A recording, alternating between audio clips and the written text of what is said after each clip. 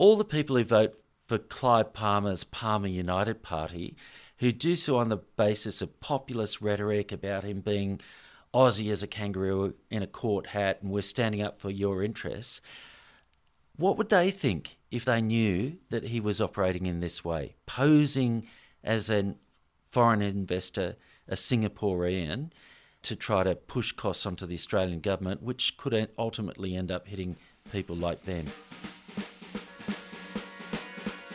One for Mum, one for Dad, and one for the country. And there has never been a more exciting time to be an Australian. Budgets are about choices, Fran, and you show what you value through the choices you make.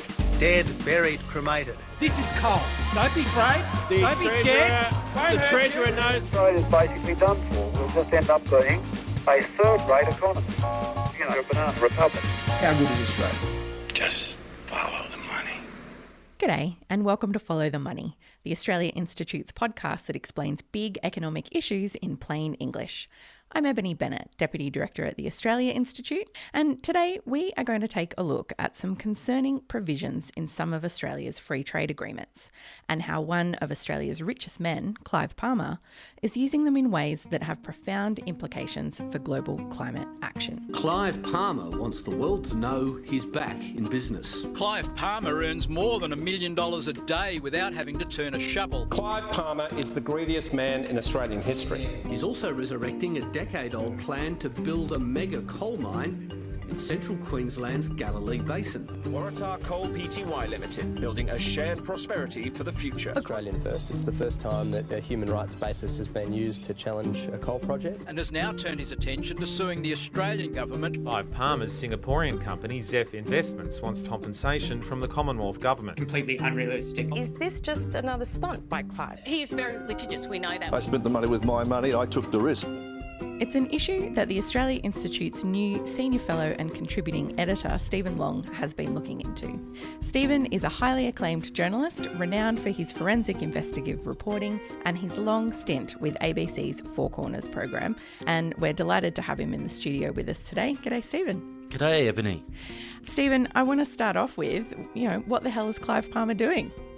Clive Palmer is suing Australia as, get this, a foreign investor under the Singapore-Australia Free Trade Agreement and another free trade agreement, which is the ASEAN, Australia-New Zealand Free Trade Agreement. Now, all up, he's got 3 cases going under these free trade agreements, claiming a total of $400 billion in damages. The latest one relates to the refusal of the go-ahead for his Waratah coal mine in Queensland. He's claiming $69 billion in damages for that. And who knew Clive Palmer was a foreign investor? Yeah, I always thought he was dinky-die Australian. To make Australia great, we got it in us, mate. United Southern Sons. Devoted to making sure the government of Australia changes. The United Australia Party. How exactly does that work? Well, of course, he is an Australian citizen and he's a citizen or national of no other country. That has to be the case because he was in the Australian Parliament. But Clive of Singapore, let's call him, has managed to find a loophole in obscure provisions in these trade agreements. And here's how he's worked it. He has set up a company in Singapore called Zef Investments, and Zef Investments owns Mineralogy, which in turn owns a lot of his Australian assets, including Waratah Coal. Now, ultimately, Clive Palmer owns Zef Investments. All roads lead back to Australia, but the detour via Singapore allows him to utilise an obscure provision in these free trade agreements which lets foreign investors sue a national government for supposedly expropriation of their assets if the government takes action or takes steps that interfere with their future profits or their asset values. Mr Palmer's latest legal challenge will use his Singapore-based company Zeph Investments Proprietary Limited versus the Commonwealth of Australia, claiming breaches of the ASEAN Australia-New Zealand Free Trade Agreement. It's a staggering amount of money which, if Mr Palmer wins, will leave every Australian taxpayer on the hook. Can you just explain that in a bit more detail? What are these? I think they're called investor-state dispute settlement provisions. That's Can right. you explain a little bit more about them and how many free trade agreements are they in? These investor-state dispute settlement provisions are basically a product of the post-World War II, post-colonial Cold War era, when companies from the West, or let's say the global North, were investing in developing countries in the South and were worried that you'd get either nationalist or socialist governments that would come along and nationalise or expropriate their assets, their investments, and so they wanted these protections against countries that supposedly didn't have well-established rule of law. Okay, fine, that all sounds reasonable, but there's been massive mission creep since then. So now they've started being used in free trade agreements involving developed countries, and they've been interpreted to say you don't just have to have direct expropriation of an asset, you can have indirect expropriation if a government makes a decision that is going to mean that you make less money and that undermines the value of your investment, you're entitled to compensation or damages. There's clauses now that say if you've got a legitimate or reasonable expectation, say that a coal mine will be approved, that you've put money into developing and it's not approved, you can sue. And it's in a lot of free trade agreements.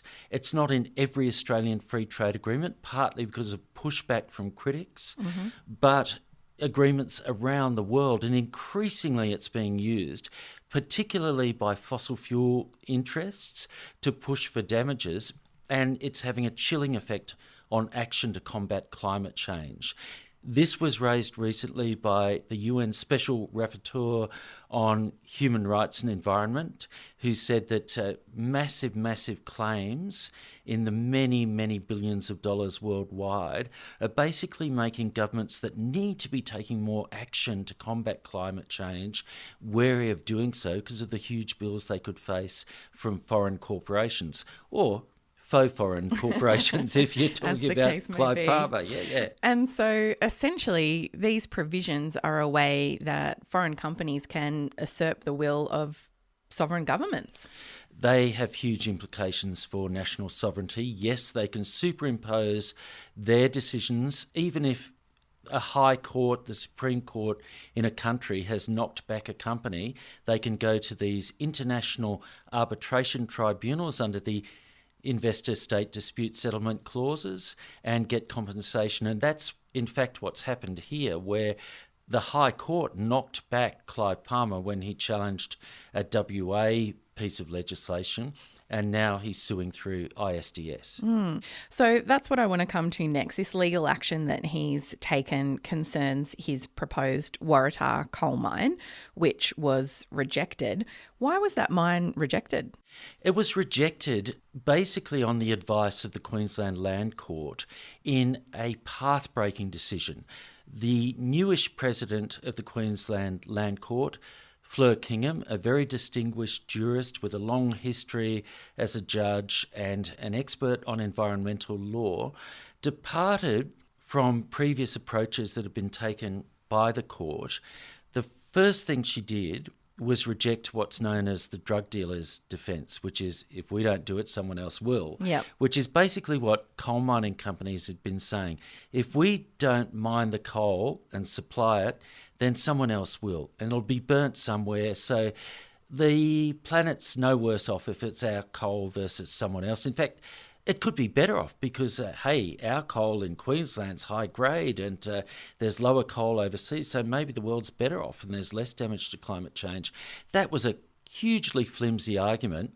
She belled the cat on that and knocked it back on the basis of expert evidence, which showed it wasn't true, that basically if you're putting more coal into a market, that will depress the price and encourage more coal burning. Plus, there's no easy substitution between different grades of coal. So that argument was a nonsense. It was also very important that she considered the Queensland Human Rights Act, and it was the first coal case since that act came into effect.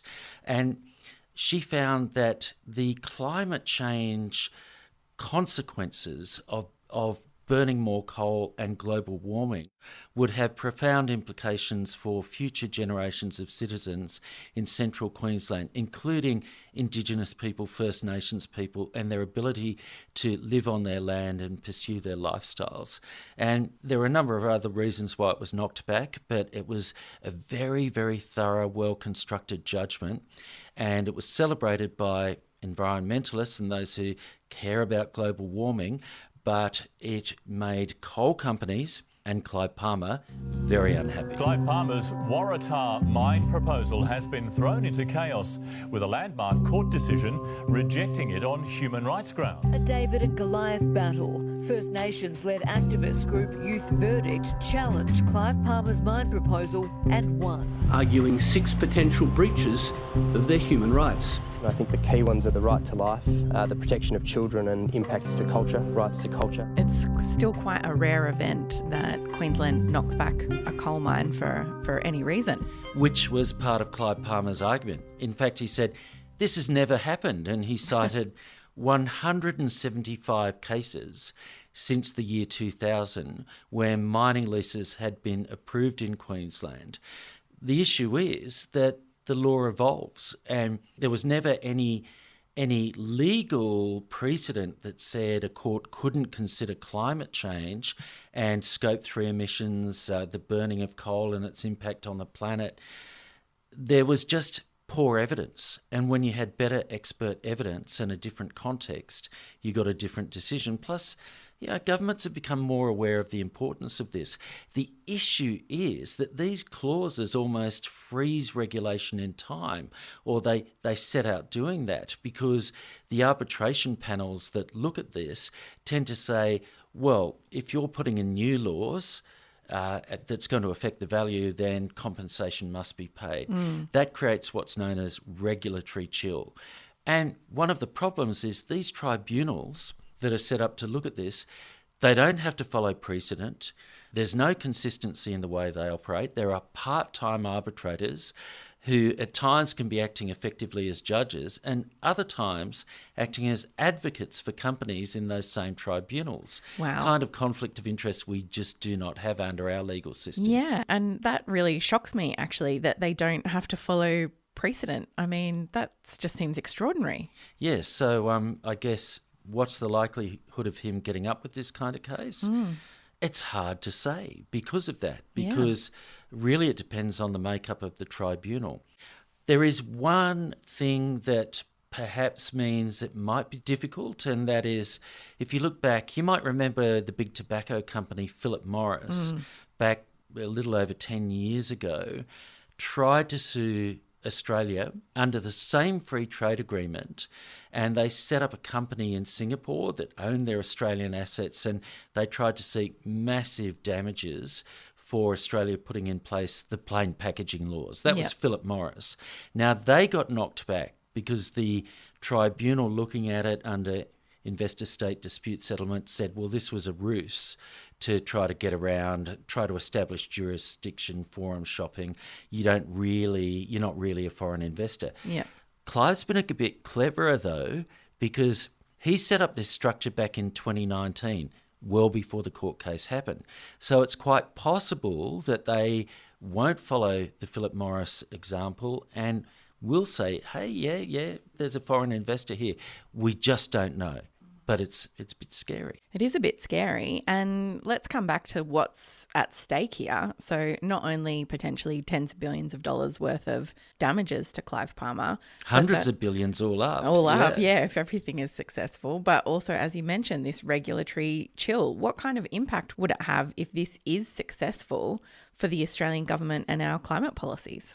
So the Australian government is responsible under these provisions for any decisions of the state. So it is the Commonwealth that will foot the bill, and the damages he's claiming are massive.